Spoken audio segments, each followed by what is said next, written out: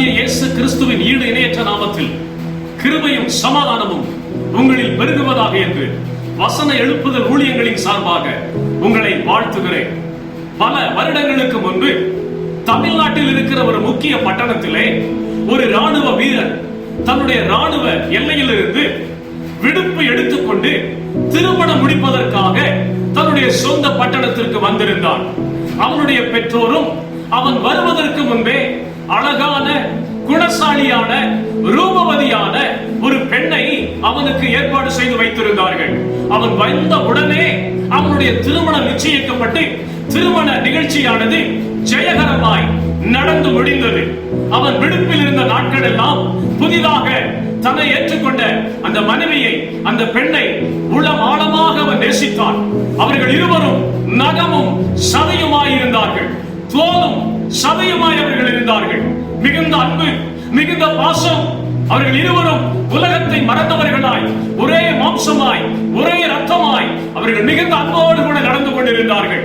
ஆனாலும் அவனுடைய ராணுவ பணித்தளத்தின் எல்லையிலிருந்து அவனுக்கு ஒரு தந்தி வந்தது. யுத்தம் ஆரம்பமாகிறபடியால் நீ வேகமாக வர வேண்டும், உன்னுடைய விடுமுறை நாட்கள் கழிந்து விட்டது, சீக்கிரமாய் நீ வந்து உன்னுடைய பணியை நீ ஒப்புக்கொள்ள வேண்டும் என்று அவனுக்கு ஒரு டெலகிராம், ஒரு தந்தி வந்திருந்தது.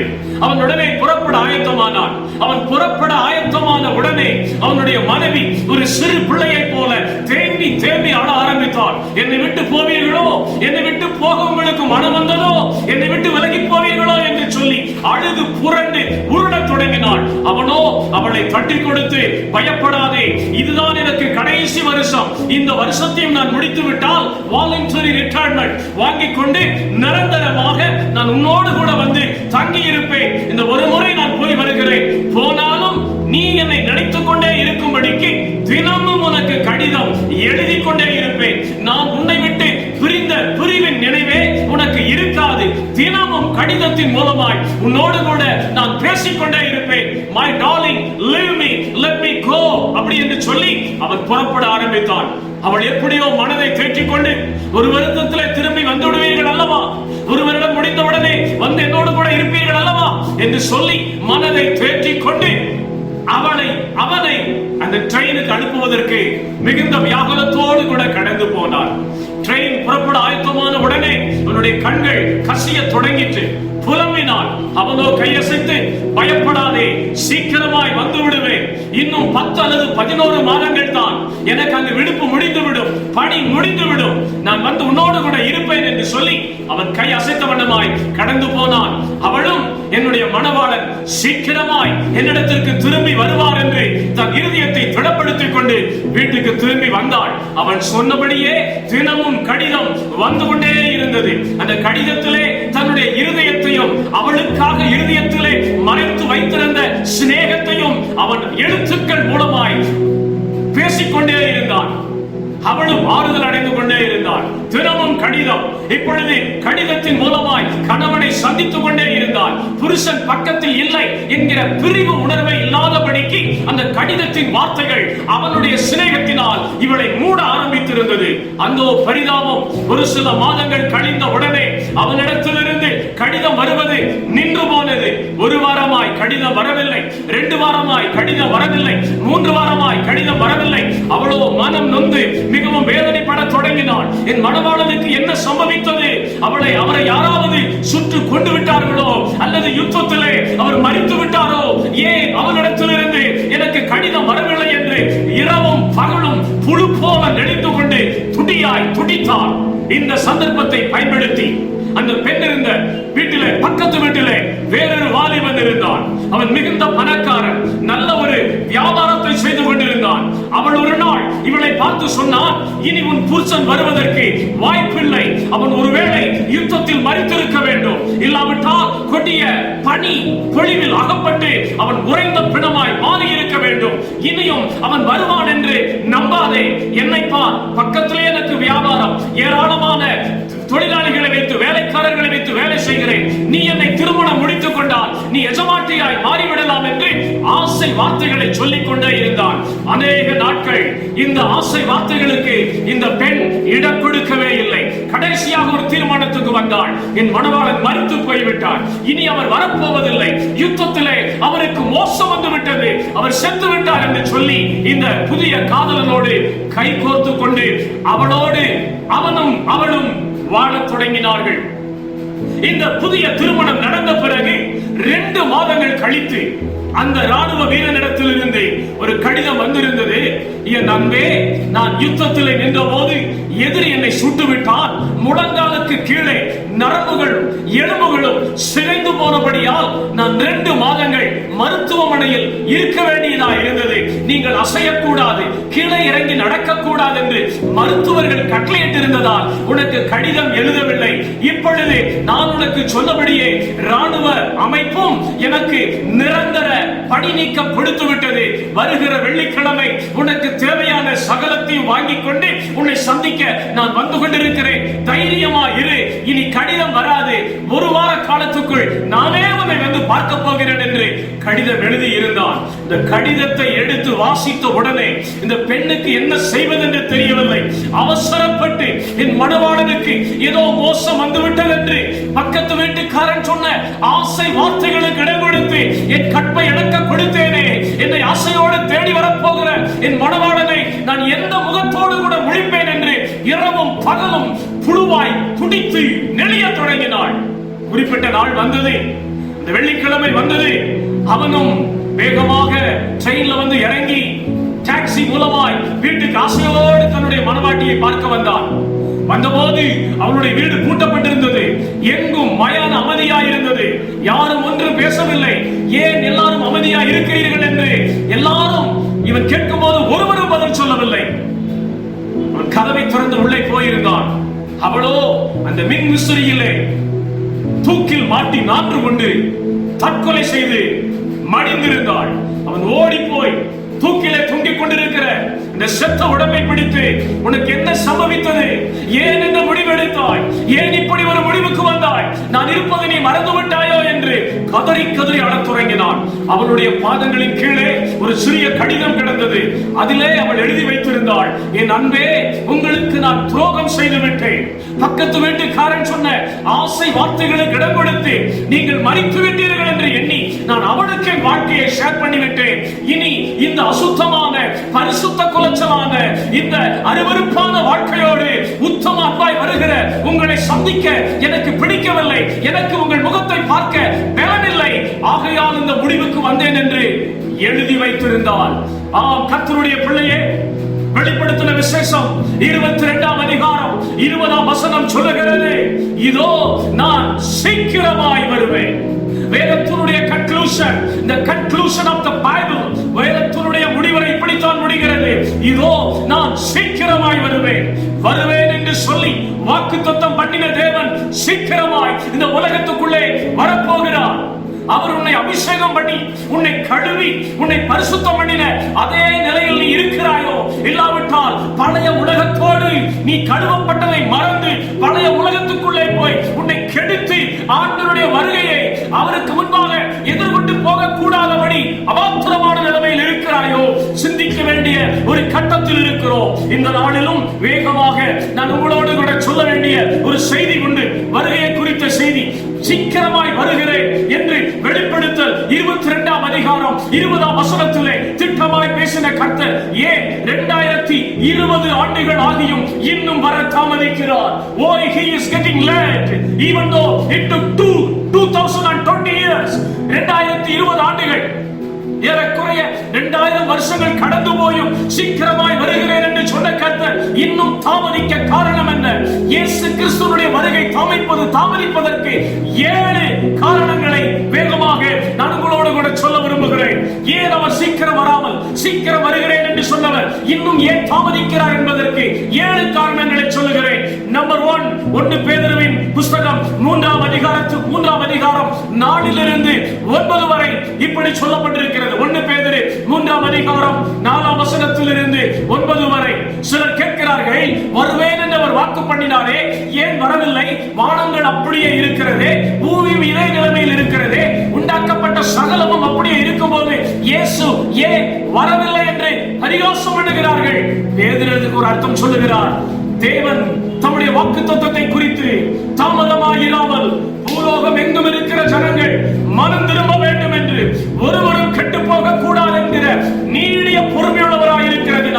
அவர் வேகமாய் வராதிருக்கிறார் என்று வேதம் சொல்லுகிறது. ஆம் கர்த்தருடைய பிள்ளையே, ஆண்டவருடைய வருகை தாமதிப்பதற்கு முதலாவது காரணம் தேவனுடைய நீடிய பொறுமை. தேவனுடைய நீடிய பொறுமை. ஒருவனும் கெட்டு போக கூடாது என்கிறதிலே ஆண்டவர் மிகுந்த கவனம் உள்ளவராயிருக்கிறார். ஒருவேளை அவர் சொன்னபடி சீக்கிரமாய் இந்த உலகத்துக்குள் வருவாரானால் ஏராளமான மக்கள் சத்தியத்தை அறியாத, ஆண்டவருடைய ராஜ்யத்தை அறியாத ஏராளமான மக்கள் கெட்டு போய் நரகத்துக்குள்ளே விழுவார்கள் என்பதை அறிந்த தேவன் இன்னும் பொறுமையாயிருக்கிறார். கர்த்தருடைய பிள்ளையே, ஆண்டவருடைய மார்பிலே சாய்ந்திருந்த யோவான் அப்போஸ்தலனை பார்த்து அந்த காலத்தில் இருக்கிற ஜனங்கள் இப்படியாய் கேட்டிருப்பார்கள், எப்பொழுதும் உன் எஜமானுடைய மார்பிலே சாய்ந்திருக்கிறாயே, உன் எஜமானுடைய இருதய துடிப்பு உன் காதில் ஒலிக்கிறது போல எப்பொழுதும் அவருடைய மார்பில் சாய்ந்திருக்கிறாயே, what is the heartbeat of your master?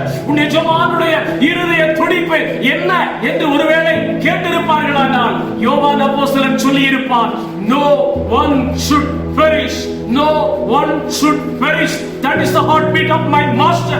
என் எஜமானுடைய மார்பிலே நான் சாய்ந்திருக்கிற போதெல்லாம் அவருடைய இருதய துடிப்பிலிருந்து புறப்படுகிற ஒரு சத்தம், ஒருவனும் கெட்டு போக கூடாது, ஒருவனும் கெட்டு போக கூடாது, ஒருவனும் கெட்டு போக கூடாது என்ற காரியத்திலே ஆண்டவர் கவனமுள்ளவராய் இருக்கிறதினால் அவர் வர தாமதிக்கிறார். அது முதலாவது காரியம். இரண்டாவதாக, சீக்கிரமாய் வருவேன் என்று சொன்னவர் தாமதிப்பதற்கு இரண்டாம் காரணம் வேதத்திலே நாம் பார்க்கும்போது நிறைவேறாத தீர்க்க தரிசனங்கள், unfulfilled prophecies, the unfulfilled prophetical events.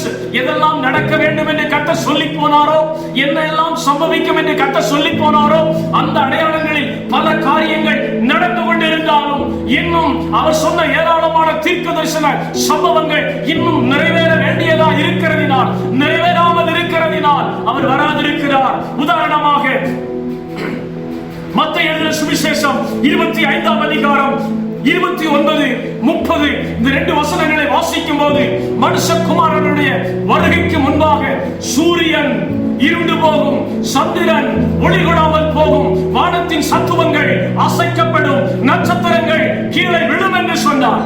இந்த சம்பவம் இன்னும் நடக்காதிருக்கிறதினாலே, சூரியன் இருண்டு போகாத ஒரு நிலைமை இருக்கிறதினாலே, சந்திரன் ஒளியை கொடாத ஒரு சூழ்நிலை வராதிருக்கிறதினாலே, வானத்தின் சத்துவங்கள் அசைக்கப்பட்டு நட்சத்திரங்கள் கீழே விழாதிருக்கிறதினாலே, இது என்று சொல்லி பார்த்தால் நிறைவேற வேண்டிய தீர்க்க தரிசனங்கள் இன்னும் நிறைவேற காத்துக் கொண்டிருக்கிறதினால் அவர் வருகை தாமதமாகிறது.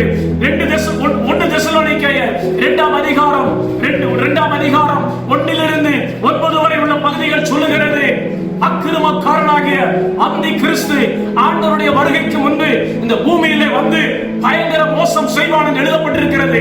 அந்த அக்கிரமக்காரனுடைய வருகை சகல விதமான அடையாளங்களோடும் பிசாசுடைய பொய்யான அற்புதங்களோடும் இருக்கும் என்று வேதம் சொல்லுகிறது. இன்னும் இந்த அந்தி கிறிஸ்து என்று சொல்லப்பட்ட இந்த அடையாளம் நிறைவேறவில்லை. கர்த்தருடைய நாமத்துக்கு ஸ்தோத்திரம். வெளிப்படுத்தின விசேஷத்திலே நாம் பார்க்கும்போது 7 முத்திரைகளும் 7 எக்காளங்களும் 7 முத்திரைகளால் நடைபெற போற சம்பவங்கள், 7 எக்காளங்களை தூதர்கள் ஊதும் போது நடக்க போகிற சம்பவங்கள், இந்த 7 முத்திரைகள் 7 எக்காளத்தை குறித்த காரியங்கள் இன்னும் சில மீதமாய் வைக்கப்பட்டிருக்கிறதினால் ஆண்டவர் வராதிருக்கிறார். ஆண்டவர் வருவதற்கு தாமதமாய் இருப்பதற்கு இரண்டாவது காரணம் நிறைவேறாதிருக்கிற தீர்க்க தரிசனங்கள். நான் வேகமாக போகிறேன். மூன்றாவதாக, சீக்கிரமாய் வருகிறேன் என்று சொன்ன இயேசு வராதிருக்க காரணம் மத்தேயு 24ஆம் அதிகாரம் 14ஆம் வசனத்திலே சொல்லப்பட்டிருக்கிறது. ராஜ்யத்தின் இந்த சுவிசேஷம் பூலோகம் எங்கும் இருக்கிற சகல ஜாதிகளுக்கும் பிரசங்கிக்கப்படும், அப்பொழுது முடிவு வரும் என்று சொன்னார். கர்த்தருடைய பிள்ளையே, இன்னைக்கு நாம் அறிந்திருக்கிற இந்த சுவிசேஷம், நமக்கு அறிவிக்கப்பட்ட இந்த சுவிசேஷம், நமக்கு சொல்லப்பட்ட தேவனுடைய இந்த சத்திய வார்த்தைகள் அடங்கிய சுவிசேஷம் உலகத்திலே பல மக்களுக்கு இன்னும் பிரஸ்தாபிக்கப்படாமல், இன்னும் 1000-ல் ஒருவர் கூட கேட்டிராத சுவிசேஷத்தை அறிந்திராத ஏராளமான மக்கள் கூட்டங்கள் பூமியிலே இருக்கிறபடியா சுவிசேஷத்தினுடைய இந்த பிரஸ்தாபம் அநேக இடங்களுக்கு எடுத்து செல்லாதிருக்கிறபடியா ஆண்டவருடைய வருகை தாமதமாகிறது. கர்த்தருக்கு ஸ்தோத்திரம். சில வேத வரலாற்று ஆசிரியர்கள் இப்படியாய் சொல்லுகிறார்கள், உலகம் எங்கும் 24,000 மக்கள் இன கூட்டங்கள் இருக்கிறதாக நம்பப்படுகிறது. சொல்லுகிறது. இன்னும் சில வரலாற்று ஆசிரியர்கள் 17,000 ஜாதிகள் இந்த உலகத்திலே வாழ்கிறார்கள் என்று சொல்லுகிறார்கள். இன்னும் சில வரலாற்று ஆசிரியர்கள் 13,500 மக்கள் ஜாதி கூட்டங்கள் இந்த உலகத்திலே இருக்கிறதாக நம்புகிறார்கள். ஆனாலும் ஜோசுவா ப்ராஜெக்ட் என்று சொல்லப்படுகிற, யோசுவாவின் ஊழியம் என்று சொல்லப்படுகிற இந்த ஊழிய ஸ்தாபனத்தால் உலகம் முழுவதும் எத்தனை விதமான மக்கள் கூட்டங்கள் இருக்கிறது, எத்தனை விதமான ஜாதிகள் இருக்கிறது என்று ஒரு ஸ்டாட்டிஸ்டிக்ஸ் டேட்டா எடுத்த போது அவர்கள் இப்படியாய் கண்டுகொண்டார்கள். 14,543 மக்கள் இனங்கள் இந்த பூமியிலே வாழுகிறார்கள். இந்த பூமி முழுவதும் எத்தனை விதமான மக்கள் கூட்டங்கள் இருக்கிறார்கள் என்று பார்க்கும்போது 16,543 people group, 16,543 கூட்ட மக்கள் இந்த உலகத்தில் இருக்கிறார்கள். இவர்களில் ஏறத்தாழ 6,700 வகையான மக்கள் கூட்டம் இன்னும் ஒரு விசை கூட சத்தியத்தை கேட்டிருக்கவில்லை, சுவிசேஷத்தை கேட்டிருக்கவில்லை. அதாவது இந்த 16,000 மக்கள் இனங்களிலே ஏறத்தாழ 42% மக்கள் இன்னும் ஒரு தடவை கூட சுவிசேஷத்தை கேளாத ஒரு துர்பாக்கிய நிலைமையில் இருக்கிறார்கள். ஆகவே ராஜ்யத்தினுடைய சுவிசேஷம் இன்னும் ஏராளமான மக்கள் கூட்டத்திற்கு எடுத்துச் செல்லப்படாமல் இருக்கிறபடியா ஆண்டவருடைய வருகை தாமதமாயிருக்கிறது. ஆண்டவருக்கு ஸ்தோத்திரம். 4வது காரணம், இயேசு சீக்கிரம் வருகிறேன் என்று சொல்லியும் அவர் ஏன் வராதிருக்கிறார்? வேதத்தில் சொல்லப்பட்டிருக்கிறது. வெளிப்படுத்தும் விசேஷம் 6ஆம் அதிகாரம் 9 to 11 வரை உள்ள வசனங்கள் சொல்லுகிறது. அவர் 5ஆம் முத்திரையை உடைத்த போது கிறிஸ்துவுக்காக, கிறிஸ்துவுடைய ராஜ்யத்துக்காக சிறைச்சேதம் பண்ணப்பட்டு இரத்த சாட்சியாய் மரித்த ஆத்துமாக்களை பலிபீடத்திலே கண்டேன். இந்த ஆத்துமாக்கள் பலிபீடத்திலிருந்து, ஆண்டவரே எப்பொழுது எங்களுக்கு நியாயம் செய்வீர், எங்களை கெடுத்து அழித்தவர்களுக்கு எப்பொழுது நியாய தீர்ப்பை கொடுப்பீர் என்று இவர்கள் சத்தமிட்ட போது அங்கே கர்த்தர் அவர்களோடு கூட பேசுகிறார். சில காலம் நீங்கள் பொறுமையாயிருங்கள், சில காலம் நீங்கள் இளைப்பாருங்கள். உங்களை போல உங்கள் சகோதரரிலும் அநேகர் இப்படியே இரத்த சாட்சியாய் மரிக்க வேண்டிய தொகை இன்னும் நிறைவேறும் அளவும், இரத்த சாட்சியாய் உங்கள் சகோதரர்களில் அநேகர் பூமியிலே மரிக்க வேண்டிய அவர்களுடைய தொகை நிறைவேறும் காலம் வரைக்கும் அமைதியாயிருங்கள் என்று அங்கே சொல்லப்பட்டது. இதனுடைய அர்த்தம் என்ன?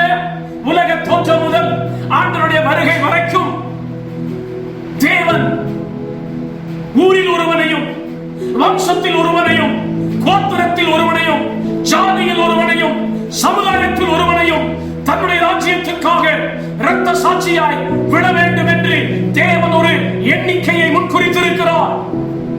தேவன் ஒரு எண்ணிக்கையை, ஒரு தொகையை முன்குறித்திருக்கிறார். அந்த தொகை நிறைவேறும் அளவும் இயேசு 2ஆம் வருகையிலே வர முடியாது என்பதை இந்த வசனம் நமக்கு திட்டமாய் சொல்லுகிறது. உலக தோற்றத்திற்கு முன்னே பிதாவாகிய தேவன் தன்னுடைய ஆதியினத்திலே தன்னுடைய ராஜ்யத்துக்காக, தன்னுடைய குமாரனுடைய ராஜ்யத்துக்காக ஜாதியில் இருந்தும், ஜனத்தில் இருந்தும், கோத்திரத்தில் இருந்தும் சிலர் இரத்த சாட்சியாய் மரிக்க வேண்டும் என்கிற ஒரு எண்ணிக்கையின் தொகையை முன்குறித்திருக்கிறார். இந்த தொகை இன்னும் நிறைவேறாது இருக்கிறபடியால் இன்னும் ஏராளமான மக்கள் ஆண்டவருக்காக இரத்த சாட்சியாய் விழாதிருக்கிறபடியால், அவர் ஏற்படுத்தி வைத்த அந்த எண்ணிக்கையின் தொகை இன்னும் நிறைவாகாது இருக்கிறபடியால் இயேசு வர தாமதிக்கிறார். கர்த்தருக்கு ஸ்தோத்திரம். அடுத்தபடியாக 5வது காரணத்தை உங்களுக்கு நான் சொல்லுகிறேன். இயேசு சீக்கிரம் வருகிறேன் என்று சொல்லியும் அவர் தாமதிக்க காரணம் என்ன? வெளிப்படுத்தும் விசேஷம் 19ஆம் அதிகாரம் 7, 8 இந்த 2 வசனங்களை படிக்கும் போது, ஆட்டுக்குட்டியானவருடைய கல்யாண நாள் வந்தது. அவருடைய மனைவியாகிய மணவாட்டி தன்னை ஆயத்தம் பண்ணினார் என்று எழுதப்பட்டிருக்கிறது. இயேசு கிறிஸ்துவின் வருகையிலே சம்பவிக்க போகிற அற்புதமான சம்பவம், அவருடைய மணவாட்டியாகிய சபை எடுத்துக் கொள்ளப்பட்டு அற்புதமான ஒரு திருமணம், ஒரு கல்யாணம் நடக்க போகிறது. ஆனாலும் ஆண்டவர் சொன்னபடி அவருடைய மணவாட்டியாகிய சபை மணவாளனை சந்தித்து அந்த கல்யாண நாளுக்கு ஆயத்தம் ஆகாமல் அரைகுறையான நிலையிலே இன்னைக்கு சபைகள் இருக்கிறபடியால், அவருடைய மணவாட்டி, அவருடைய சரீரம் என்று சொல்லப்படுகிற தேவனுடைய சபை இன்றும் அந்த திருமண நாளுக்கு, ஆட்டுக்குட்டியானவருடைய பரிசுத்த விவாக நாளுக்கு ஆயத்தம் இல்லாமல் இருக்கிறபடியால் ஆண்டவர் வராதிருக்கிறார். கர்த்தருடைய நாமத்துக்கு மகிமை உண்டாவதாக. கர்த்தருடைய பிள்ளையே, ஆண்டவருடைய மணவாட்டி என்று அழைக்கப்படுகிற சபையே, பரிசுத்த குமாரனுடைய திருமண நாளுக்கு நீ ஆயத்தம் தானா? அவருடைய மணவாட்டியாகிய சரீரமாகிய சபை கல்யாண நாளுக்கு ஆயத்தம் இல்லாதிருக்கிறபடியா ஆண்டவர் வராதிருக்கிறார். கர்த்தருக்கு ஸ்தோத்திரம். ஆறாவதாக, சீக்கிரமாய் வருவேன் என்று சொன்ன இயேசு இன்னும் வர தாமதம் ஏன்? ஆறாவது காரணம், யோவான் எழுதின சுவிசேஷம் 14ஆம் அதிகாரம் 1 மற்றும் 2வது வசனத்திலே படிக்கும் போது, நான் போய் உங்களுக்காக ஒரு ஸ்தலத்தை ஆயத்தம் பண்ணின பிறகு திரும்ப வந்து உங்களை எடுத்துக்கொண்டு நான் இருக்கிற இடத்திற்கு உங்களை கொண்டு போவேன் என்று ஆண்டவர் வாக்கு பண்ணினார். கர்த்தருக்கு ஸ்தோத்திரம். உங்களுக்காக ஒரு ஸ்தலத்தை ஆயத்தம் பண்ணுவேன். I shall build a mansion for you. After the completion of the building of the mansion, I shall return back and I shall get you so that you and I be one. நீங்களும் நான் இருக்கிற இடத்திலே நீங்கள் இருக்கும்படிக்கு உங்களை திரும்ப வந்து ஸ்தலத்தை ஆயத்தம் பண்ணின பின்பு உங்களை கொண்டு போவேன் என்று சொன்னார். இதை வைத்து பார்க்கும் போது அவர் கட்டிக் கொண்டிருக்கிற இந்த மகா பெரிய வாசஸ்தலத்தின் வேலைகள் தம்முடைய ஜனத்துக்காக, தம்முடைய பரிசுத்தவான்களுக்காக, தம்முடைய சபைக்காக பரலோகத்திலே அவர் ஏற்படுத்திக் கொண்டிருக்கிற அந்த பெரிய வாசஸ்தலத்தின் வேலைகள், அந்த மாளிகையின் வேலைகள் இன்னும் முற்று பெறாது இருக்கிறதினால் அவர் வர தாமதிக்கிறார். கர்த்தருடைய நாமத்துக்கு ஸ்தோத்திரம். அவரை அறிந்து அவருக்கு பயந்து வாழ்கிற ஒவ்வொருவருக்கும் ஒரு அற்புதமான ஸ்தலத்தை பரத்திலே அவர் ஆயத்தம் பண்ணி கொண்டிருக்கிறார். பூமியிலே நீங்கள் எவைகளை கட்டுவீர்களோ அவைகளே பரலோகத்திலே கட்டப்படும் என்று சொன்னவர். பூமியிலே ஆண்டவருக்காக நீ எதை செய்கிறாயோ, எப்படி தியாகமாய் வாழ்கிறாயோ, எதை கர்த்தருடைய ராஜ்யத்துக்காக கட்டுகிறாயோ, அதே அடிப்படையிலே உனக்கு ஒரு வாசஸ்தலத்தை, உனக்கு ஒரு அற்புதமான இடத்தை அவர் ஆயத்தம் பண்ணி கொண்டிருக்கிறார். அந்த ஆயத்தத்தின் வேலைகள், அந்த இருப்பிடத்தின் வேலைகள், அந்த கட்டடத்தின் வேலைகள் நிறைவேறி தீராதிருக்கிறபடியால் அவர் வர தாமதிக்கிறார். கடைசியாக, ஏழாவது, சீக்கிரம் வருவேன் என்று சொன்ன இயேசு கடந்த 2020 வருஷங்களாக வராமல் இன்னும் தாமதமாயிருக்க காரணம் the seventh reason. வேதத்திலே பார்க்கிறோம். எசேக்கியேலின் புத்தகம் 18ஆம் அதிகாரம் 23ஆம் வசனம். எசேக்கியேலின் புத்தகம் 18ஆம் அதிகாரம் 31, 32ஆம் வசனங்கள். வெளிப்படுத்தின விசேஷம் 16ஆம் அதிகாரம் 11ஆம் வசனங்கள். இந்த எல்லா வசனங்களையும் படிக்கும் போது எத்தனையோ அற்புதங்களை கண்டோம், எத்தனையோ முறை சுவிசேஷத்தை கேட்டோம், எத்தனையோ ஆண்டவருடைய கிருபையின் திரட்சியை உணர்ந்தோம், எத்தனையோ கர்த்தருடைய அடையாளங்களை கண்டார கண்டோம். இன்னும் ஒரு திரள் கூட்ட மக்கள் மனம் திரும்பாமல் இருதயத்தை கடினமான நிலையிலே வைத்துக் கொண்டிருக்கிறதினாலே ஆண்டவர் வர தாமதமாகிறார். People are hardening their heart and they are not willing to repent and accept the Lord Jesus as their personal Savior. ஆண்டவரை தம்முடைய இரட்சகராக ஏற்றுக்கொள்வதற்கு ஜனங்கள் தங்கள் இருதயத்தை திறக்காமல் இருக்கிறார்கள். ரட்சிக்கப்பட்ட மக்களும் இருக்கிறார்கள். ரட்சிக்கப்படாமல் சுவிசேஷத்தை பல முறை கேட்டும் சத்தியத்தின் மார்க்கத்தை அறிந்தும் ஆண்டவருக்கு தன்னை அர்ப்பணிக்காமல் தங்கள் பாவ நிலைமையை விட்டு மனம் திரும்பாமல் திரள் கூட்ட மக்கள் இந்த பூமியிலே வைக்கப்பட்டிருக்கிறார்கள். அவர்கள் மனம் திரும்ப வேண்டும் என்று ஆண்டவர் விரும்புகிறார். எசேக்கியேலை கொண்டு 18ஆம் அதிகாரம் 23ஆம் வசனத்திலே துன்மார்க்கன் சாவது எவ்வளவும் எனக்கு பிரியமோ, துன்மார்க்கனுடைய சாவை நான் விரும்புவதில்லை, அவன் மனம் திரும்பி பிழைப்பதையே விரும்புகிறேன் என்று சொன்னவர் இன்று திடீரென்று வருவாரானால், மனம் திரும்பாமல் சத்தியத்தை கேட்டும் சத்திய மார்க்கம் இன்னதென்று அறிந்தும் இன்னும் தங்கள் இருதயத்தை ஆண்டவருக்கு ஒப்புக்கொடாமல் மனம் போல வாழ்கிற, மனம் திரும்பாமல் வாழ்கிற இந்த திரள் கூட்ட பாவிகளுடைய நிலை கொடூர பயங்கரமானதாக இருக்கும் என்பதை அறிந்தவர் இன்னும் காலங்களையும் நேரங்களையும் கிருபையின் தருணங்களையும் மனு குலத்துக்கு தந்து கொண்டே இருந்து அவர் தாமதிக்கிறார். ஆம் கர்த்தருடைய பிள்ளையே, இயேசு கிறிஸ்துவுடைய வருகையை தடை செய்கிற 7 காரியங்களை நான் உங்களுக்கு சொன்னேன். முதலாவது, ஒருவனும் கெட்டு போக கூடாது என்கிற தேவனுடைய இருதயத்தின் துடிப்பு. இரண்டாவது, நிறைவேறாமல் இருக்கிற தீர்க்க தரிசனங்கள்.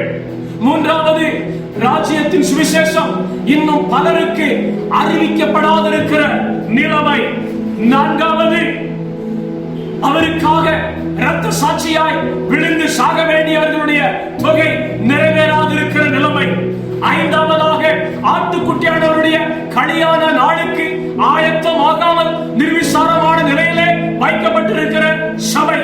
ஆறாவதாக தம்முடைய பிள்ளைகளுக்கு ஒரு வாசஸ்தலத்தை ஆயத்தம் பண்ணுவேன் என்று சொன்ன ஆண்டவர் அந்த ஆயத்த வாசஸ்தலத்தினுடைய வேலைகள் நிறைவேறாமல் இருக்கிறதினாலே.